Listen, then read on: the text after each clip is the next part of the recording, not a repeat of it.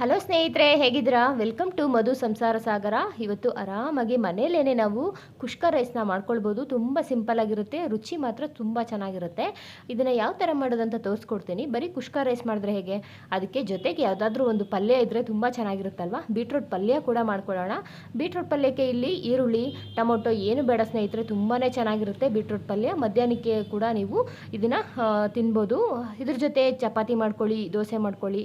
ಇದನ್ನು ಮಧ್ಯಾಹ್ನಕ್ಕೆ ಏನಾದರೂ ಇದ್ದರೆ ಉಳಿಸ್ಕೊಂಡು ಮಾಡ್ಕೊಳ್ಬೋದು. ಬರೀ ರೈಸ್ ತಿನ್ನೋಕ್ಕಾಗಲ್ಲ ಅಂತ ಅಂದ್ಬಿಟ್ಟು ಪಲ್ಯನೂ ಕೂಡ ಮಾಡ್ಕೊಂಡಿದ್ದೀನಿ. ಇಲ್ಲಿ ನಾನು ಫಸ್ಟು ಒಂದು ಮಸಾಲೆನ ಹುರ್ಕೊಳ್ಬೇಕಾಗುತ್ತೆ ಕುಷ್ಕ ರೈಸ್ಗೆ.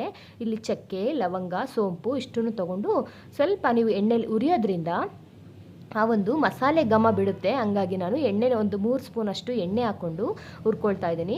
ಇದಕ್ಕೆ ಒಂದು ಈರುಳ್ಳಿನ, ದೊಡ್ಡ ಗಾತ್ರದ ಒಂದು ಈರುಳ್ಳಿನ ತೊಗೊಂಡು ಉದ್ದಕ್ಕೆ ಹೆಚ್ಚಿ ಇಟ್ಕೊಳ್ತಾ ಇದ್ದೀನಿ. ಇದನ್ನು ಹಾಕ್ಕೊಂಡು ಹುರ್ಕೊಳ್ಳೋಣ. ಈ ಒಂದು ಉರಿಯೋದ್ರಿಂದ ಹಸಿ ವಾಸನೆ ಇರಲ್ಲ, ಬೇಗ ಆಗುತ್ತೆ. ಬೆಳ್ಳುಳ್ಳಿ ಕೂಡ ಒಂದನ್ನ ಇಲ್ಲಿ ನಾನು ಬಳಸ್ಕೊಂಡಿದ್ದೀನಿ. ನೀವು ಎಷ್ಟು ಜನಕ್ಕೆ ಮಾಡ್ತೀರಾ ಅದ್ರ ಮೇಲೆ ಡಿಪೆಂಡ್ ಆಗುತ್ತೆ. ನೋಡಿಕೊಂಡು ಮಸಾಲೆ ಜಾಸ್ತಿನೂ ಇರಬಾರ್ದು, ತುಂಬ ಲೈಟಾಗೂ ಇರಬಾರ್ದು, ಮೀಡಿಯಮ್ ಆಗಿದ್ದರೆ ತುಂಬ ಚೆನ್ನಾಗಿರುತ್ತೆ ಮಸಾಲೆ. ಹಾಗಾಗಿ ಹುರ್ಕೊಳ್ಳಿ. ಫಸ್ಟ್ ಹುರ್ಕೊಂಬಿಟ್ರೆ ಇದ್ರ ಕೆಲಸ ಕಮ್ಮಿ, ಆಮೇಲೆ ಮಸಾಲೆ ಘಮ ಕೂಡ ಚೆನ್ನಾಗಿರುತ್ತೆ. ಇವಾಗ ಹುರ್ಕೊಂಡಿದ್ದಾಯಿತು. ಈಗ ನಾನು ಹಸಿಮೆಣ್ಸಿಕಾಯಿ, ನಿಮಗೆ ಖಾರಕ್ಕೆ ಎಷ್ಟು ಬೇಕು ಅಷ್ಟು ನೋಡಿಕೊಂಡು ಹಸಿಮೆಣ್ಸಿಕಾಯಿನ ಹಾಕ್ಕೊಳ್ತಾ ಇದ್ದೀನಿ. ನಾನಿಲ್ಲಿ ಒಂದು 10 ಮೆಣ್ಸಿಕಾಯಿನ ತೊಗೊಂಡಿದ್ದೀನಿ. ಈ ಥರ ಹಾಕ್ಕೊಂಡು ಒಂದು 3 ಮೆಣ್ಸಿಕಾಯಿನ ಎತ್ತಿಟ್ಕೊಳ್ತೀನಿ. ಖಾರ ಜಾಸ್ತಿ ಆಯಿತು ಅನಿಸ್ತು ನನಗೆ. ಈ ಹುರಿದ್ಮೇಲೆ ಒಂದು 3 ಮೆಣ್ಸಿಕಾಯಿನ ಎತ್ತಿಟ್ಕೊಳ್ತೀನಿ. ಇವಾಗ ಇದನ್ನು ಕೂಡ ಚೆನ್ನಾಗಿ, ನೀವು ಹಂಗೇನೆ ಹಸಿಮೆಣ್ಸಿಕಾಯಿನ ಹಾಕೋಕೆ ಹೋಗಬೇಡಿ, ಒಂದೊಂದ್ಸಲಿ ಸಿಡಿಯೋ ಸಾಧ್ಯತೆ ಇರುತ್ತೆ. ಹಂಗಾಗಿ ಮುರಿದು ಹಾಕೋದ್ರಿಂದ ಯಾವುದೇ ರೀತಿ ಸಿಡಿಯಲ್ಲ. ಇದಕ್ಕೆ ಒಂದೇ ಒಂದು ಟೊಮೊಟೊನ ಹಾಕ್ಕೊಳ್ಳೋಣ. ಅದು ಉದ್ದಕ್ಕೆ ಕಟ್ ಮಾಡಿ ಸಾಫ್ಟ್ ಆಗೋವರೆಗೂ ಹುರ್ಕೊಂಡ್ರೆ ಟೊಮೊಟೊ ಚೆನ್ನಾಗಿರುತ್ತೆ. ಜಾಸ್ತಿ ಟೊಮೊಟೊನ ಬಳಸೋಕೆ ಹೋಗಬೇಡಿ, ಯಾಕೆಂತಂದರೆ ಟೊಮೊಟೊ ಬಾತ್ ಮಾಡ್ತೀವಲ್ವ ಆ ಥರ ಆಗಿಬಿಡುತ್ತೆ ಜಾಸ್ತಿ ಟೊಮೊಟೊನ ಹಾಕಿದ್ರೆ. ಇಲ್ಲಿ ಒಗ್ಗರಣೆಗೆ ಒಂದು ಹಾಕ್ಕೊಳ್ಳೋಣ, ಇಲ್ಲಿ ರುಬ್ಬೋದಕ್ಕೆ ಒಂದು ಹಾಕ್ಕೊಳ್ಳೋಣ. ಹಂಗಾಗಿ ನಾನು ಒಂದೇ ಒಂದು ಟೊಮೊಟೊನ ಇಲ್ಲಿ ಬಳಸ್ಕೊಂಡಿದ್ದೀನಿ. ಈಗ ಚೆನ್ನಾಗಿ ಇದನ್ನು ಹುರ್ಕೊಂಡು ಈ ಟೈಮಲ್ಲಿ ಒಂದು 1/4 ಸ್ಪೂನಷ್ಟು ಅರಿಶಿನ ಪುಡಿನ ನಾನು ಹಾಕ್ತಾಯಿದ್ದೀನಿ. ನೀವು ಮಸಾಲೆ ರುಬ್ಬಾದ್ಮೇಲೂ ಕೂಡ ಅರಿಶಿನ ಪುಡಿನ ಬಳಸ್ಕೊಳ್ಬೋದು, ಅಥವಾ ಇವಾಗಲೇ ಹಾಕ್ತೀವಂದ್ರೂ ಹಾಕ್ಕೊಳ್ಬೋದು. ಈಗ ನಾನು ಪುದೀನ ಮತ್ತು ಕೊತ್ತಂಬರಿ ಸೊಪ್ಪನ್ನು ತೊಳೆದು ಇಟ್ಕೊಂಡಿದ್ದೀನಿ. ಈಗ ಸ್ಟವ್ನ ಆಫ್ ಮಾಡಿಕೊಂಡು ಇದೇ ಒಂದು ಬಿಸಿನಲ್ಲಿ ಇದನ್ನು ಬಾಡಿಸ್ಕೊಳ್ತೀನಿ. ನೋಡಿ, ಈ ಥರ ಅಷ್ಟೇ. ಇದು ಸಾಫ್ಟ್ ಆಗಿಬಿಡುತ್ತೆ, ಬಿಸಿಗೇ ಉರಿಯೋ ಅವಶ್ಯಕತೆ ಇಲ್ಲ. ಈಗ ಇದನ್ನು ರುಬ್ಕೊಳ್ಳೋಣ. ಇದು ಸ್ವಲ್ಪ ಕೂಲ್ ಆಗಬೇಕು, ಅಲ್ಲಿವರೆಗೂ ಒಂದು ಒಗ್ಗರಣೆ ಕೂಡ ಹಾಕ್ಕೊಳ್ಳೋಣ. ಈಗ ನಾನು ಒಂದು ಕುಕ್ಕರ್ನ ಇಟ್ಕೊಳ್ತೀನಿ. ಕುಕ್ಕರ್ನ ಇಟ್ಕೊಂಡು ಇಲ್ಲಿ 1 ಸ್ಪೂನಷ್ಟು ನಾನು ತುಪ್ಪ ಹಾಕ್ಕೊಂಡಿದ್ದೀನಿ. ಅಲ್ಲಿ 3 ಸ್ಪೂನ್ ಎಣ್ಣೆ ಹಾಕಿದ್ನಲ್ವ, ಅದು ಇದು 2 ಬ್ಯಾಲೆನ್ಸ್ ಆಗುತ್ತೆ ಅನ್ನೋದಕ್ಕೋಸ್ಕರ ನಾನು ಇಲ್ಲಿ 1 ಸ್ಪೂನಷ್ಟು ತುಪ್ಪನ ಬಳಸ್ಕೊಂಡಿದ್ದೀನಿ. ಇದಕ್ಕೆ ಒಂದು ಈರುಳ್ಳಿನ ಒಗ್ಗರಣೆಗೆ ಹಾಕ್ಕೊಳ್ಳೋಣ. ಒಂದು ಈರುಳ್ಳಿ, ಇಲ್ಲಿ ಮರಾಠಿ ಮೊಗ್ಗು, ಅನಾನಸು, ಇದನ್ನು ನೀವು ಏನು ಮಸಾಲೆ ಇದೆ ಅದನ್ನು ಹಾಕ್ಕೊಳ್ಬೋದು. ಪಲಾವ್ ಎಲೆ ಯಾವ್ದು ಬೇಕಾದರೂ ಹಾಕ್ಕೊಳ್ಬೋದು, ಚೆನ್ನಾಗಿರುತ್ತೆ.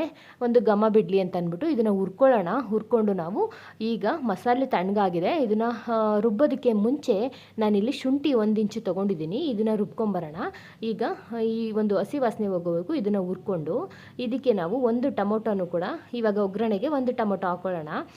ನೋಡಿ, ಇವಾಗ ಇದಕ್ಕೆ ಒಂದು ಟೊಮೊಟೊ ಹಾಕಿ ಇದು ಸಾಫ್ಟ್ ಆಗೋವರೆಗೂ ಹುರ್ಕೊಂಡು ಮಸಾಲೆನ ಅಷ್ಟರಲ್ಲಿ ರುಬ್ಕೊಂಬಂದ್ಬಿಡೋಣ.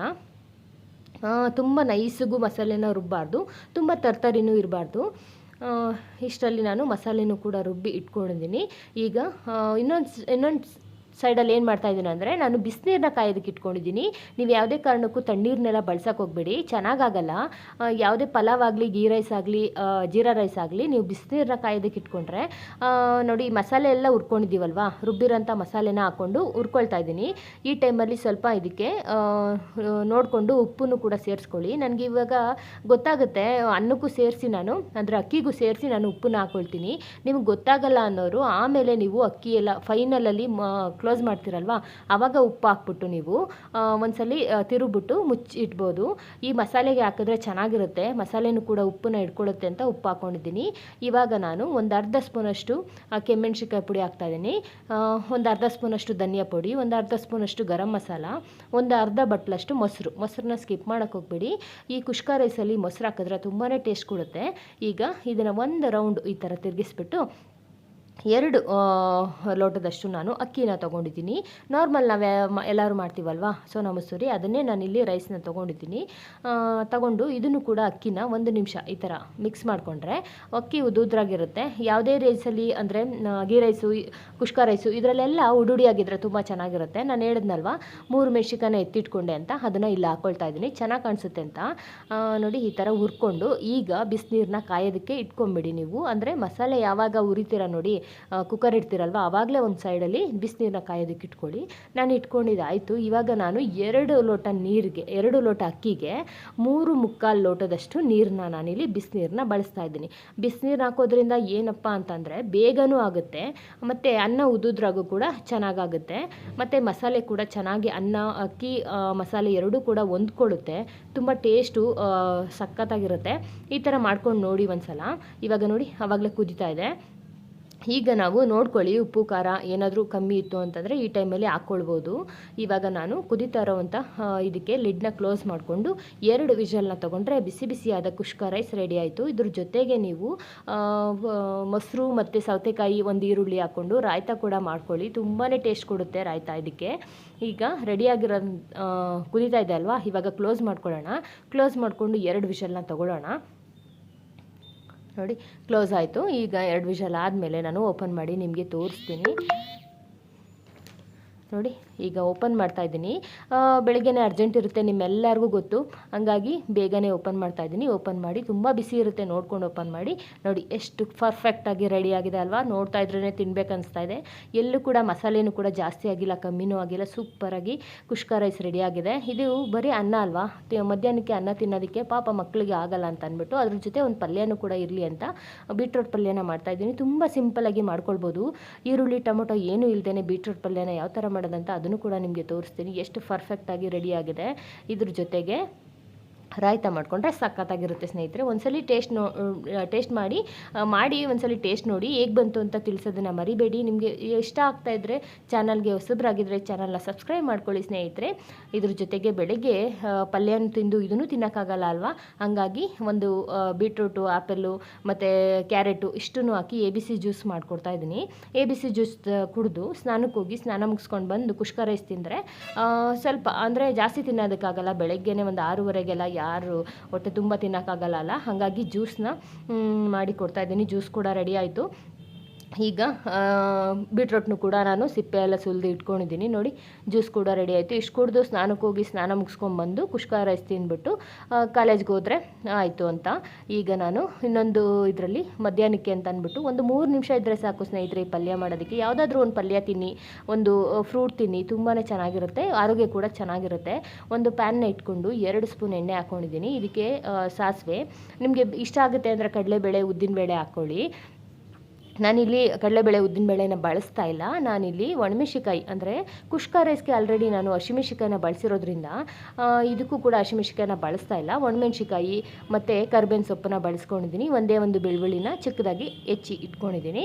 ಇದನ್ನು ಹುರ್ಕೊಂಡು ಸಣ್ಣದಾಗಿ ವೆಜಿಟೇಬಲ್ ಚಾಪರ್ ಬರುತ್ತಲ್ವ ಅದರಲ್ಲಿ ನಾನು ಈ ಥರ ಚಾಪ್ ಮಾಡ್ಕೊಂಡಿದ್ದೀನಿ. ತುಂಬ ಟೇಸ್ಟ್ ಕೊಡುತ್ತೆ ಈ ಥರ ಮಾಡಿಕೊಂಡ್ರೆ, ತುರಿದು ಮಾಡೋದಕ್ಕಿಂತ ಈ ಥರ ಮಾಡ್ಕೊಳ್ಳಿ. ಈಗ 1 ನಿಮಿಷ ಈ ಥರ ಚೆನ್ನಾಗಿ ಹುರ್ಕೊಳ್ಳಿ. ಈ ಟೈಮಲ್ಲಿ ಉಪ್ಪು ಕೂಡ ಹಾಕ್ಬಿಟ್ಟು 1 ನಿಮಿಷ ಮುಚ್ಚಿಟ್ರೆ ಸೂಪರಾಗಿರುವಂಥ ಬೀಟ್ರೂಟ್ ಪಲ್ಯ ರೆಡಿ ಆಗಿಬಿಡುತ್ತೆ. ಬೇಗ ಒಂದು 3 ನಿಮಿಷದಲ್ಲಿ ರೆಡಿ ಆಗಿಬಿಡುತ್ತೆ ಸ್ನೇಹಿತರೆ. ಮಧ್ಯಾಹ್ನಕ್ಕೆ ಈ ಒಂದು ಪಲ್ಯ ಮತ್ತು ಕುಷ್ಕ ರೈಸು ಸ್ವಲ್ಪ ರಾಯ್ತಾ ಇದ್ದರೆ ಮಕ್ಕಳಿಗೆ ಒಂಥರ ಎನರ್ಜಿ ಅನಿಸುತ್ತೆ. ಏನಾದರೂ ಒಂದು ಪಲ್ಯ ತಿನ್ನಬೇಕು ಅಂತ ಹೇಳ್ತಾರಲ್ವ ಪ್ರತಿದಿನ, ಹಂಗಾಗಿ ಇವತ್ತಿನ ಪಲ್ಯ ಇದಾಗಿತ್ತು. ಈಗ ರುಚಿಗೆ ತಕ್ಕಷ್ಟು ಉಪ್ಪು ಹಾಕಿ ಒಂದು ಸ್ವಲ್ಪ ಮಿಕ್ಸ್ ಮಾಡಿಬಿಟ್ಟು ಒಂದು 2 ನಿಮಿಷಗಳ ಕಾಲ ಮುಚ್ಚಿಡ್ತಾ ಇದ್ದೀನಿ. ಲೋ ಫ್ಲೇಮಲ್ಲಿ ಇಟ್ಕೊಳ್ತೀನಿ. ಹೈ ಫ್ಲೇಮಲ್ಲಿ ಇಟ್ಬಿಟ್ರೆ ನೀರು ಹಾಕಿರಲ್ಲ ಅಲ್ವಾ, ಸೀದೋಗೋ ಸಾಧ್ಯತೆ ಇರುತ್ತೆ. ನೋಡಿಕೊಂಡು ನೀವು ಇಷ್ಟು ಮಾಡ್ತಾಯಿದ್ರೆ ಕ್ವಾಂಟಿಟಿ ಅದರ ಮೇಲೆ ಡಿಪೆಂಡ್ ಆಗುತ್ತೆ, ನೋಡಿಕೊಂಡು ಮಾಡ್ಕೊಳ್ಳಿ. ಇದು ಇವಾಗ ಮುಚ್ಚಿಡೋ ಅಷ್ಟರಲ್ಲಿ ನಾನು ಕಾಯಿನ ಕೂಡ ತುರಿದಿಟ್ಕೊಳ್ತೀನಿ. ತುರಿದು ಬೇಕಾದ್ರೆ ಹಾಕ್ಬೋದು, ಮಿಕ್ಸಿನಲ್ಲಿ ಪೌಡ್ರ್ ಕೂಡ ಮಾಡಿ ಹಾಕ್ಬೋದು. ತುಂಬ ಸಿಂಪಲಾಗಿ ಮಾಡ್ಕೊಳ್ಬೋದು. ಕಾಯಿನ ಸ್ಕಿಪ್ ಮಾಡೋಕ್ಕೆ ಹೋಗಬೇಡಿ ನೀವು. ಕಾಯಿ ಹಾಕಿದ್ರೆ ತುಂಬಾ ಚೆನ್ನಾಗಿರುತ್ತೆ. ನೀವೇನಾದರೂ ಮಧ್ಯಾಹ್ನಕ್ಕೆ ಅಂದರೆ ಕಾಯಿನ ಸ್ವಲ್ಪ ಇದರಲ್ಲಿ ಬಿಸಿ ಮಾಡ್ಕೊಳ್ಬೇಕು. ಅಥವಾ ನೀವು ಇವಾಗಲೇ ಖಾಲಿ ಮಾಡ್ತೀರಾ ಬೀಟ್ರೋಟ್ ಪಲ್ಯನ ಅಥವಾ ಚಪಾತಿ ದೋಸೆಗೆ ಮಾಡ್ಕೊಂಡಿದ್ದೀರಾ ಅಂದರೆ ಖಂಡಿತವಾಗ್ಲೂ ಇದನ್ನ ಕಾಯಿ ಹಾಕ್ಬಿಟ್ಟು ನೀವು ಸ್ಟವ್ನ ಆಫ್ ಮಾಡಿಬಿಡ್ಬೋದು. ನಾನಿಲ್ಲಿ ಮಧ್ಯಾಹ್ನಕ್ಕೋಸ್ಕರ ಮಾಡ್ತಾ ಇರೋದ್ರಿಂದ ತೆಂಗಿನಕಾಯಿನ ಹಾಕಿ 1 ನಿಮಿಷಗಳ ಕಾಲ ತೆಂಗಿನಕಾಯಿನೂ ಕೂಡ ಹುರ್ಕೊಳ್ತೀನಿ. ಯಾಕೆಂದರೆ ಅದನ್ನು ಫ್ರೈ ಮಾಡಿದ್ರೆ ತೆಂಗಿನಕಾಯಿ ಪಲ್ಯ ಅಳಿಸಲ್ಲ, ಹಂಗಾಗಿ ನಿಮಗೆ ಗೊತ್ತಾಯ್ತಲ್ವಾ, ನೀವೇನಾದರೂ ಮಧ್ಯಾಹ್ನಕ್ಕೆ ಮಾಡ್ತಾಯಿದ್ದೀರಾ ಅಂದರೆ ಈ ಥರ ಹುರ್ಕೊಳ್ಳಿ ತೆಂಗಿನಕಾಯಿ ಹಾಕಿ, ಅಥವಾ ಇವಾಗಲೇ ಖಾಲಿ ಮಾಡ್ತೀರಾ ಅಂತಂದರೆ ತೆಂಗಿನಕಾಯಿನ ಉರಿಯೋ ಅವಶ್ಯಕತೆ ಇಲ್ಲ. ಲಾಸ್ಟಲ್ಲಿ ಇದನ್ನು 1 ನಿಮಿಷ ಹುರಿದಾದ ನಂತರ ಉಪ್ಪು ಖಾರ ಎಲ್ಲ ಇದೆ, ಹುಳಿ ಇಲ್ಲ ಅಲ್ಲ, ಹಂಗಾಗಿ ಒಂದು ಅರ್ಧ ನಿಂಬೆಹಣ್ಣಷ್ಟು, ಒಂದು ನಿಂಬೆಹಣ್ಣೆಲ್ಲ ಹಿಂಡಕ್ಕೆ ಹೋಗಬೇಡಿ, ಜಾಸ್ತಿ ಹುಳಿ ಆದರೆ ಚೆನ್ನಾಗಿರಲ್ಲ. ಒಂದು ಅರ್ಧ ನಿಂಬೆಹಣ್ಣಷ್ಟು ನಾನು ನಿಂಬೆಹಣ್ಣನ್ನು ಸ್ಟವ್ ಆಫ್ ಆದಮೇಲೆ ಹಿಂಡ್ಕೊಳ್ತೀನಿ. ನೋಡಿ ಈ ಥರ ರೆಡಿ ಆಯಿತು. ಎಲ್ಲ ಕೂಡ ತೆಂಗಿನಕಾಯಿನೂ ಕೂಡ ಹುರಿದಿದ್ದಾಯಿತು. ಈಗ ಇದಕ್ಕೆ ಒಂದು ಅರ್ಧ ನಿಂಬೆಹಣ್ಣಷ್ಟು ಕಟ್ ಮಾಡ್ಕೊಳ್ಳೋಣ. ಕಟ್ ಮಾಡಿಕೊಂಡು ಹಿಂಡ್ಕೊಂಡ್ರೆ ಪೂರ್ತಿಯಾಗಿ ಬೀಟ್ರೋಟ್ ಪಲ್ಯ ರೆಡಿ ಆಯಿತು. ಈ ಟೈಮಲ್ಲಿ ಸ್ವಲ್ಪ ಟೇಸ್ಟ್ ಕೂಡ ನೋಡ್ಕೊಳ್ಳಿ. ನಿಮ್ಗೇನಾದರೂ ಅಂದರೆ ಉಪ್ಪು ಏನಾದರೂ ಕಮ್ಮಿ ಇತ್ತು ಅಂದರೆ ಪುಡಿ ಉಪ್ಪನ್ನ ಬಳಸಿ ಸ್ನೇಹಿತರೆ. ಬೀಟ್ರೋಟ್ ಪಲ್ಯಕ್ಕೆ ದಯವಿಟ್ಟು ಕಲ್ಲುಪ್ಪನ್ನ ಬಳಸೋಕೆ ಹೋಗಬೇಡಿ, ಮಧ್ಯ ಕರ್ಕರ ಅಂತ ಸೌಂಡ್ ಬರುತ್ತೆ, ಯಾಕೆಂದರೆ ನೀರು ಹಾಕಿ ನಾವು ಮಾಡಿರಲ್ವಲ್ಲ, ಹಾಗಾಗಿ ಕರಗಲ್ಲ ಕಲ್ಲುಪ್ಪು. ದಯವಿಟ್ಟು ಪುಡಿ ಉಪ್ಪನ್ನೇ ನೀವು ಬಳಸ್ಕೊಳ್ಳಿ. ಈಗ ರೆಡಿ ಆಗಿದೆ, ಸ್ಟವ್ನು ಕೂಡ ಆಫ್ ಮಾಡಿದ್ದೀನಿ. ಈಗ ನಿಂಬೆಹಣ್ಣು ಹಿಂಡಿ ಒಂದು ಮಿಕ್ಸ್ ಕೊಟ್ಟರೆ ಬೀಟ್ರೋಟ್ ಪಲ್ಯ ಕೂಡ ರೆಡಿ ಆಯಿತು. ನೋಡಿ, 3 ನಿಮಿಷನೂ ಇಡ್ಸಲ್ಲ ಸ್ನೇಹಿತರೆ, ಬೇಗನೆ ಆಗಿಬಿಡುತ್ತೆ. ಈಗ ಇದನ್ನು ಒಂದು ಬಾಕ್ಸ್ಗೆ ಕೂಡ ಶಿಫ್ಟ್ ಮಾಡ್ಕೊಳ್ಳೋಣ. ಶಿಫ್ಟ್ ಮಾಡಿಕೊಂಡ್ರೆ ಎರಡು ಕೂಡ ಪರ್ಫೆಕ್ಟ್ ಆದ ಒಂದು ಲಂಚು ರೆಡಿ ಆಯಿತು. ನೋಡಿ ಎಷ್ಟು ಚೆನ್ನಾಗಿ ಕಾಣಿಸ್ತಾ ಇದೆ ಅಲ್ವಾ. ಇದಕ್ಕೆ ಮಧ್ಯಾಹ್ನಕ್ಕೆ ಅಕಸ್ಮಾತ್ ಏನಾದ್ರು ಚಪಾತಿ ಮಾಡ್ತೀರಾ ಅಂದರೂ ಕೂಡ ಸೆಟ್ ಆಗುತ್ತೆ, ಪೂರಿ ಮಾಡ್ತೀರಾ ಅಂದರೂ ಸೆಟ್ ಆಗುತ್ತೆ. ಅನ್ನದ ಜೊತೆಗೂ ಕೂಡ ಏನಾದರೂ ಒಂದು ಪಲ್ಯ ಬೇಕು ಅಂದಾಗ ಖಂಡಿತವಾಗ್ಲೂ ಇದನ್ನು ಮಾಡ್ಕೊಳ್ಳಿ, ತುಂಬಾ ಚೆನ್ನಾಗಿರುತ್ತೆ. ನೋಡಿ ಎಷ್ಟು ಚೆನ್ನಾಗಿ ಕಾಣಿಸ್ತಾ ಇದೆ ಅಲ್ವಾ. ಸೂಪರಾಗಿರೋವಂಥ ಪಲ್ಯ ಕುಷ್ಕ ರೈಸ್ ರೆಡಿ ಆಯಿತು. ಇದಕ್ಕೆ ಒಂದು ಸ್ವಲ್ಪ ರಾಯ್ತನ್ನು ಕೂಡ ಮಾಡ್ಕೊಳ್ಳಿ. ನಿಮಗೆ ಈ ವಿಡಿಯೋ ಇಷ್ಟ ಆಗಿದ್ದರೆ ಲೈಕ್ ಮಾಡಿ, ಶೇರ್ ಮಾಡಿ, ಕಮೆಂಟ್ ಮಾಡಿ. ವಿಡಿಯೋ ನೋಡಿದ್ದಕ್ಕಾಗಿ ಧನ್ಯವಾದಗಳು. Thank you for watching. Thank you.